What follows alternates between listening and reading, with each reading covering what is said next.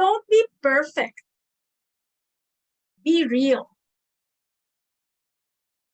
And that is my mommy advice and simple reminder to anyone who is new in Toastmasters and to anyone who's also old and lives in a box and sounds like a 5th grade teacher or a college professor. 2 words that I want you to remember after I zip my mouth at the end of this speech. Be real. What are the 2 words? Can you put on your mic, everybody, please? Come on, unmute. Turn your mic on. What are the 2 words? Be real. Be real. Real. You need to be perfect. Just imagine. Can you imagine living in a house with people who are all fake? Ew. Or being in a club where everyone's so perfect, but fake? Ew. Double ew. Ah.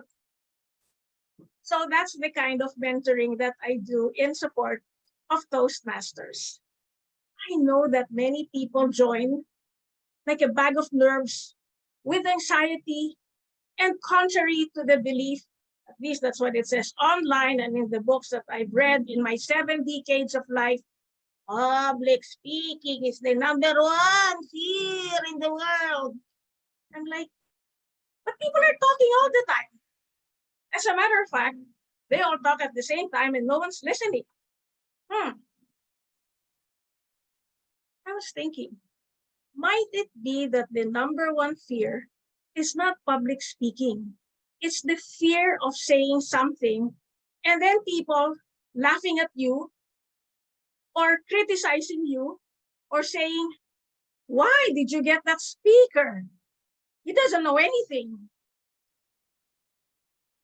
Being a mental toughness coach and a mental health first aid responder, I got to thinking, and I'd like you to think and let me know. Might it be the #1 fear is the fear of rejection? The fear of not being good enough? Is it our us that we're afraid of? Our diction and our pronunciation? Or is it the fear that, oh, I can't do this? Hands up. Could it be the emotional side or the grammatical pronunciation side? Any answers? I like noisy audience. Put your mic on. Go, go, go. The clock is ticking. Mic on. Answers, please. Anything. Go. That sounds dumb. In other words, are people afraid of the speech itself or afraid that people might criticize them? I Both. think it's a criticize. There you go. And that is what I do.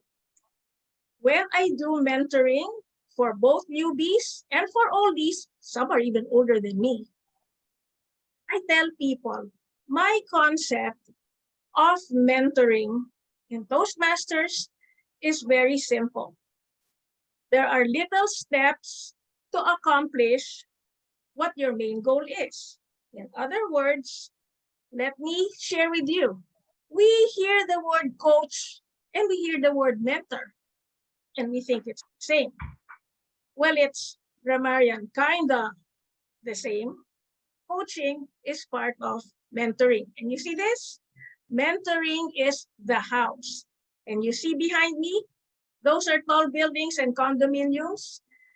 If you see the whole building, that would be the job of the mentor to make sure everything is running right in the building and that it was constructed properly. How to get it constructed properly? That's the coaching. So the coaching is the little steps, one step at a time, one day at a time, one speech at a time, one speech level at a time, one pathway at a time. So it's the little steps. That's how I describe coaching. The mentoring is the big picture. I want to do presentation mastery. I want to be funny and do engaging humor. That's where the mentor would come in. What's your big why? But let me step on the brakes for a while. You're gonna wonder, why do I think this way? Well, When I was 5 years old, my auntie who lived in my house, she was an old maid, taught me how to play the piano.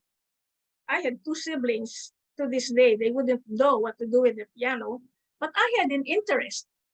So she started with the basics, very much like Toastmasters. She explained to me there are 7 notes, do, re, mi, fa, sol, la, ti, do, do, re, mi, fa, sol, la, ti, do, all the basics. So step 1, I knew that there were 7 notes in one octave. What is my point? Make sure that when you're mentoring, your step number 1, the basics, which is what most people forget, like, oh, that's so basic. I'm like, just serve it, okay? Programming, mental toughness, know the basics. What are the parts of a speech? Just a clue, intro, body, conclusion. More of that later. What is my whole point here? If you understand mentoring and your mentor is not delivering it to you, just say, I'm not catching up. I am lost. Don't be afraid. Say, please rephrase and help me. And that's where I tell people the mentor and the protege would want to be dancing to the same tune, would want to be in harmony. And if you are not of the same personality type, don't worry. It doesn't mean you're bad, wrong, or not so bright in the brain department. Just say, I'm having difficulty. Can you help me work this out? And most likely your mentor will talk to the VPE and say, find someone who is more like my mentee, my protege. Perhaps it's a personality type.